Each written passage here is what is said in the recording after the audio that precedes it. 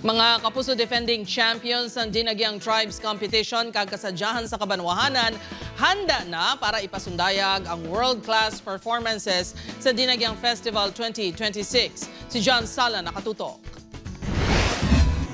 Maninuagon nga mga panapton kag headdress. Subong man ang mapagsik nga saot sa mga warriors. Ini ang nagpawaw sa mga tumalanaw sa masaksiyan ng performance ang tribo paghidaet sa Lapas National High School.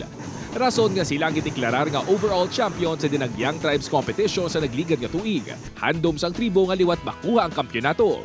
I-portray na mo na. So, kung manami kami mag-plastar, no, ma-convince na mo ang mga judges nga really kita sa endangered species, no, nagatingwa kita nga ma-restore in terms ang choreography, mga mastery sa mga dances, ila mga endurance. Naka-assign nga endemic species sa ila performance subong tuig among Philippine long-tailed monkey. Bago lang sa ila, i-try na naton best nga madipinsa naton. May mga bago naman kami subong mga mga art of dancing and everything, no, preparasyon sa mga props, no.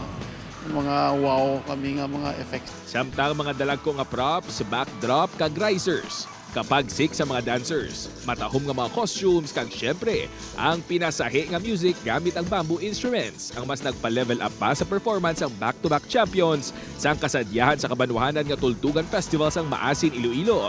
Subong nga 2026, mas manami pa nga performance kuno ang lauman sa ila. Pressured apang handom kuno sang banwa nga madepensahan ang titulo kag makuha ang 3-peat championship. Siguro maambal ko, isubong ang amon pero isa sa pinakamanami nga performance.